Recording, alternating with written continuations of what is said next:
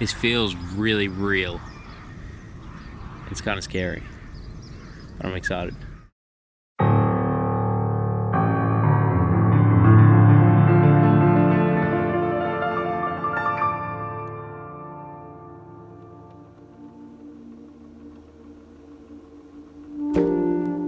There's a certain buzz when excitement and fear meet, an energy that's hard to capture with words. Picture a wave. There's a quiet thrill in the calm before it breaks, knowing that the moment it does, everything becomes a rush of unpredictability. Like the wave, I had no idea what I was in for.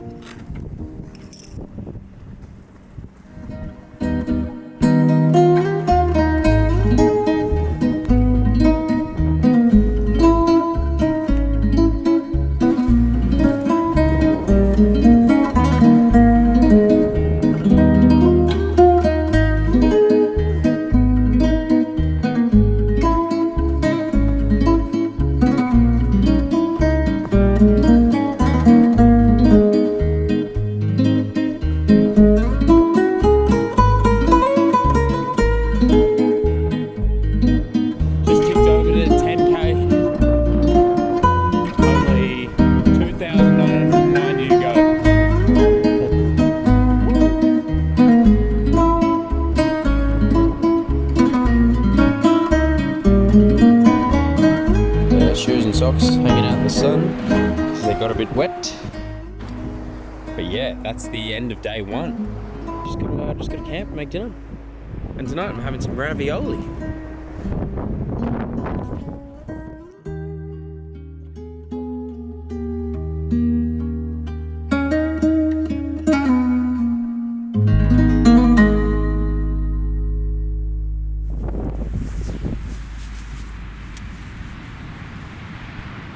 Getting cracking on day two. Had a pretty good night's sleep actually by the beach. My tent though this morning was covered in sand. Feeling pretty good. Got some ventolin tape on my feet just in case.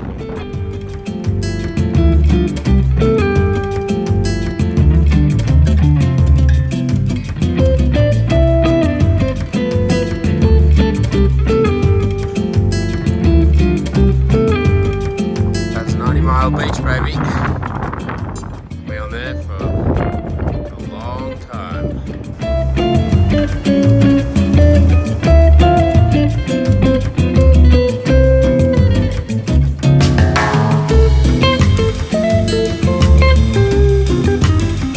Alright, so just set up camp a couple of hours ago.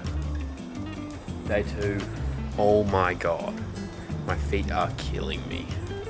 They are so sore.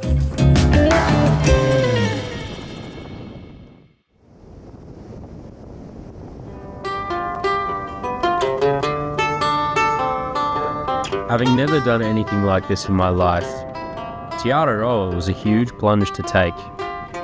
Stretching just over 3,000 kilometres, the trail begins at Cape Reinga and winds its way down to Stirling Point in Bluff. It offers a bit of everything. But just 3 days in, I was really questioning my decision to take on such a challenge. Shoes are absolutely soaked and sand-filled. Socks are the same.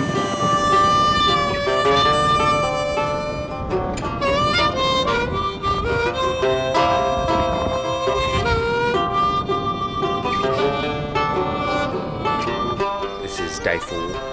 I'm a bit stiff, muscles are sore now. My feet are definitely sore, but they're all taped up, so we'll see. A couple of Ks ago, I had this really strange, fantastic, probably like madman kind of emotional roller coaster. I was happy, I was crying. It was one of the weirdest things I've ever been through. I've only got 5Ks left of 90 Mile Beach, and I don't know if I'm gonna miss it or if I'm gonna be really glad it's over.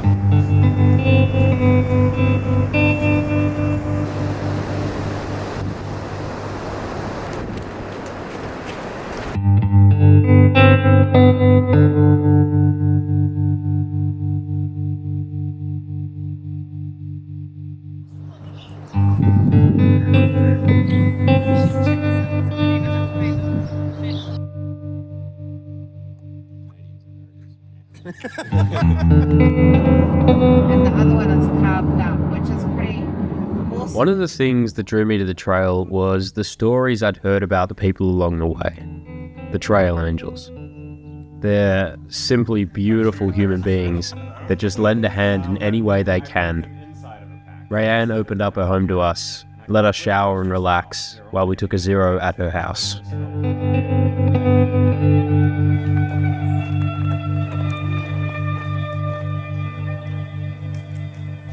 After a couple of slow days catching our breaths, we found ourselves camped at the edge of Reinga Forest, a place we'd only heard horror stories about. It tastes like a cucumber. It tastes like chicken.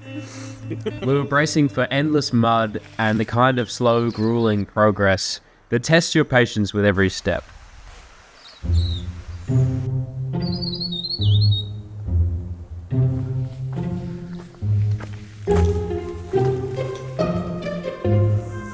Alright, bit of an update. My pole just snapped, and that is really bad news. Well, it's pretty cooked. It's day 6, and I've just ripped my shorts. Despite Reinga Forest claiming one of my poles and even my shorts, the mud wasn't as relentless as I'd expected, and I'd actually had loads of fun hopping along the trail. But at this point, I'd walked further than any planning I'd done, which meant that I was stepping into the unknown. And that started with a road.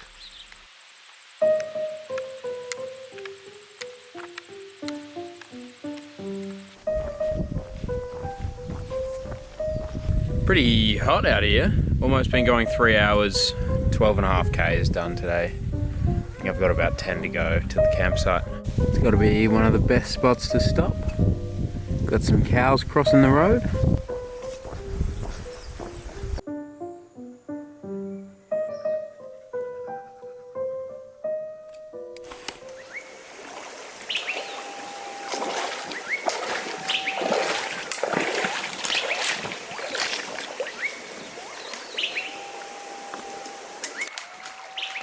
There was something so soothing about the gently flowing stream that led us into Te Forest.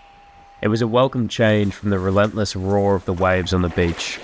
A calm, quiet stretch where I could finally catch my breath and just enjoy the moment. It really didn't take long for the trail to change again. We hit the 200 kilometre mark and went straight into farmland.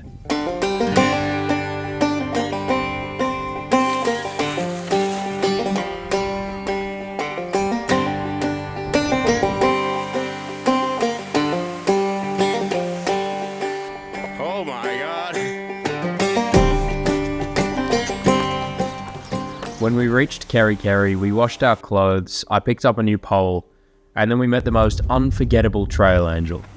Johnny didn't just show us around his brilliant little town, he spent the whole day with us, lent us his car, and sent us off with a whole smoked fish for the road.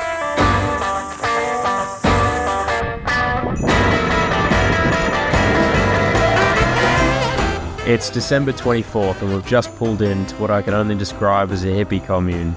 The farm. Christmas here has felt like a family Christmas at home, only everyone was a stranger and there was a pig from the neighbour's farm being spit roasted on the balcony. As much as I miss my family and friends, there was something oddly comforting about celebrating here, surrounded by people I'd only just met. But by Boxing Day, we were back on the road again. Beautiful. Not even a car. Don't Beautiful.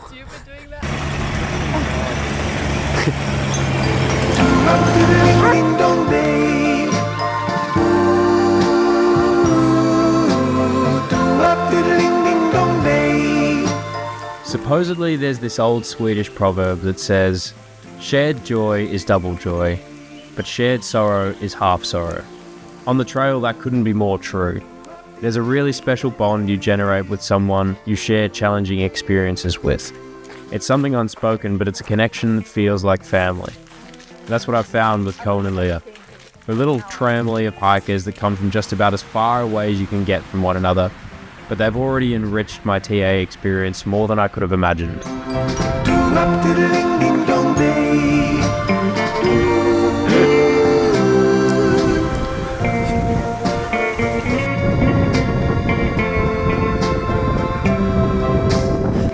up diddling ding dong day. Ooh, do up diddling ding dong day. Ooh, do up diddling ding dong day.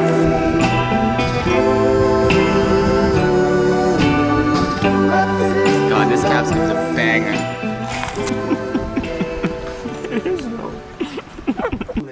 You're going to be coming out to the Hora. You don't need to worry about the another. James is another one of the TA's incredible trail angels. He guides southbound hikers through the first set of estuary crossings and reminds us to be mindful of the sacred Maori land we walk on.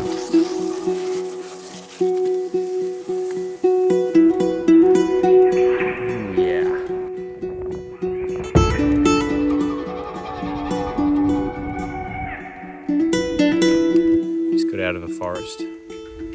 No light at all. Nothing. We've still got like an hour to go. Treacherous conditions. It's 12:25. We just ate dinner. 30 Ks today. It started at 1 o'clock and it was like a 10.5 hour affair. We're eating good. Delicious.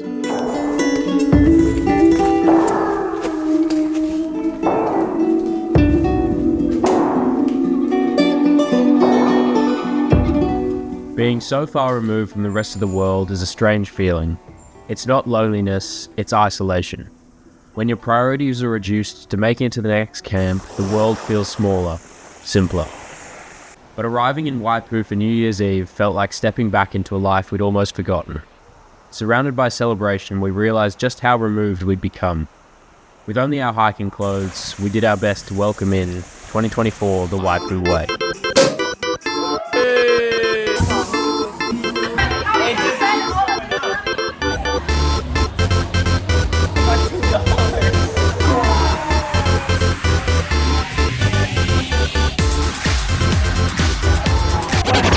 With a bit of a headache, we're on our way to Auckland.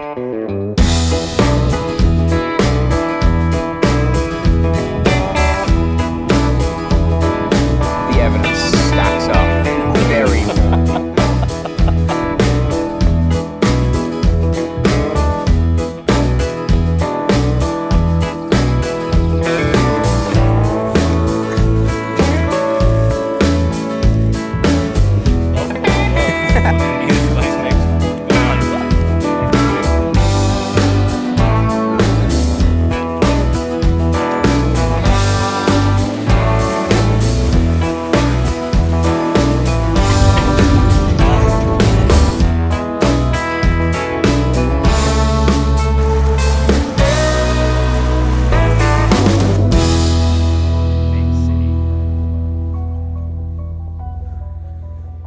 We made it to Auckland. Kilometre like 590, is that right?